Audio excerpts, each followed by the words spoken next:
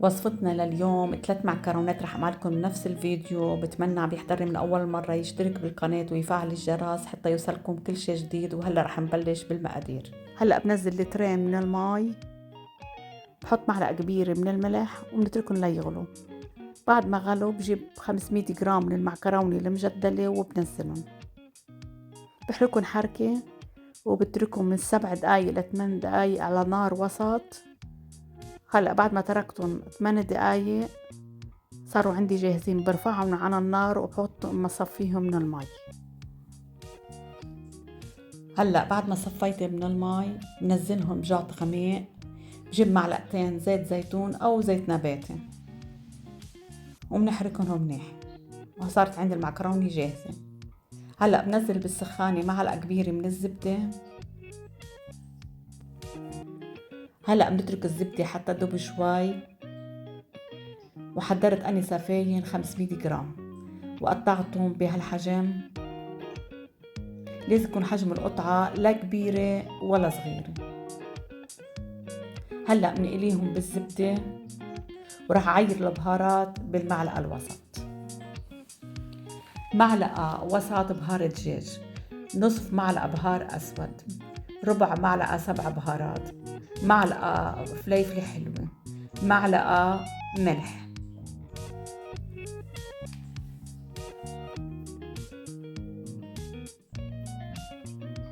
هلأ بنحركهم منيح ونرجع بنغطيهم بالغطا وبنتركهم تقريبا 10 دقايق. بعد 10 دقايق برجع برفع الغطا بنحركهم، بس أنا هلأ خلصوا حركتهم قبل كنت طافي الفيديو.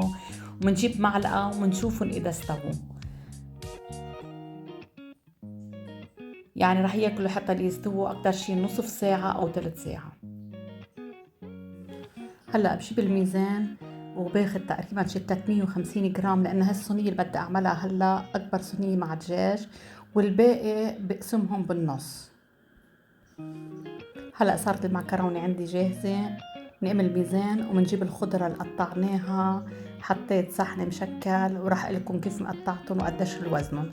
هلأ عندي هون زيتون أسود بدون بذر، حطيت 100 جرام، وعندي خيار كمان قطعتها بهالشكل كمان 100 جرام، والخس كمان لازم يكون قطعته كمان وسط كمان 100 جرام، وعندي بروكولي 100 جرام كمان لازم تكون قطعة هالقد مش كبيرة، وعندي فليفلة خضرة 50 جرام وفليفلة حمراء 100 جرام وذرة كمان 100 جرام.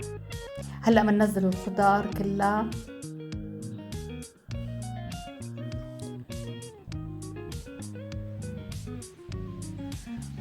قطعت كمان بندورة كل حبة صغيرة بس بالنص قطعتها، لازم يكون قطعة هيك كبيرة 200 جرام.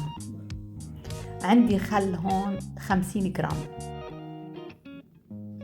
وكمان زيت 50 جرام، معلقة كبيرة ملح. هلأ بنخلطهم مع بعضهم منيح.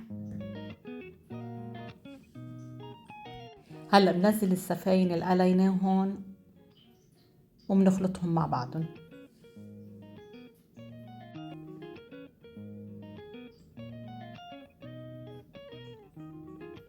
وهلأ صارت عندي جاهزة، شوفوا كيف طالعة روعة.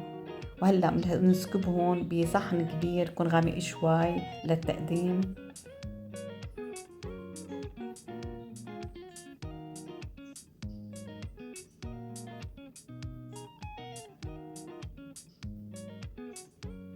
قد ما لكم طيبة ما رح تصدقوني لحتى عن جد تجربوها، كتير طيبة. هلأ خلينا نروح نبلش بوصفة تانية. بيلزمني بهيدي الخلطة 100 جرام من اللبنة أو اللبن الزبادي. هلأ اللي ما عندها ميزان فيها تحط 4 معالق كبار، ومايونيز كمان 100 جرام. هلأ خل أنا رح أحط 40 جرام، بس ما بتحب طعمة الخل بالأكل فيها تقلل ربع الكوب يعني 20 جرام،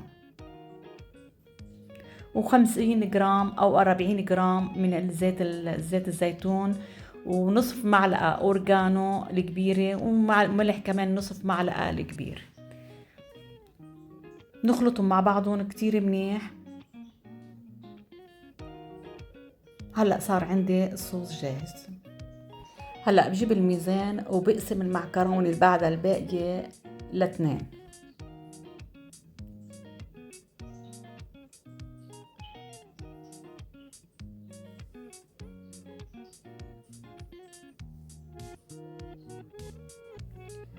هلأ بننزل الصوص اللي حضرناه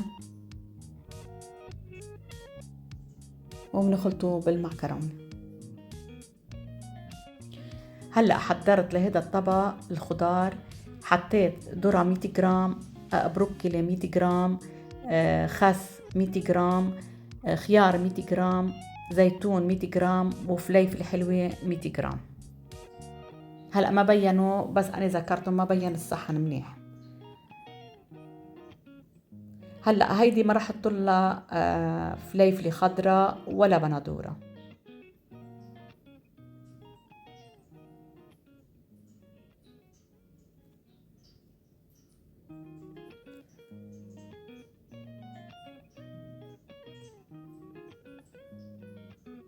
هلأ بسكبهم بوعاء للتقديم.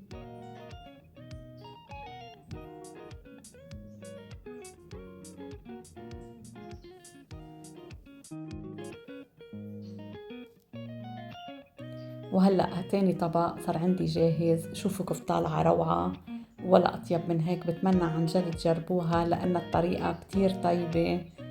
وهلأ رح فرجيكم كمان بالمعلقة. شوفوا كيف طالعة.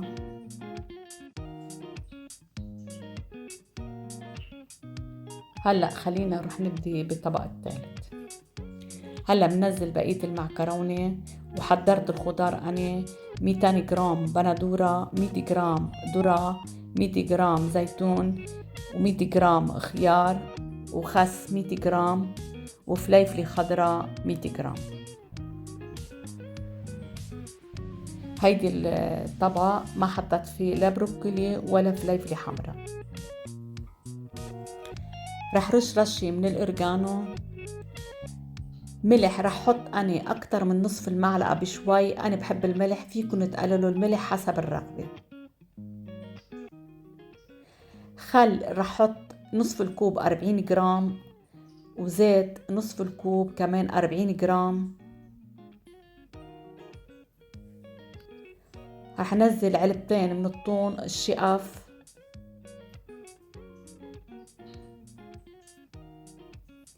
ومنحركهم مع بعضهم منيح.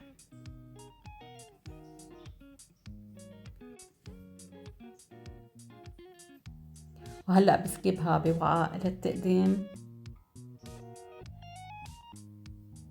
وهلأ ثالث وصفة صارت عندي جاهزة. شوفوا كيف طالعة روعة. بتمنى عن جد تجربوا هالوصفات، وإذا عجبوكم بتمنى تكتبولي على التعليقات. وبتمنى مش مشترك بالقناة يشترك ويفعل الجرس حتى يوصلكم كل شي جديد. وهلأ صار فيي إلكم إلى اللقاء بفيديو جديد.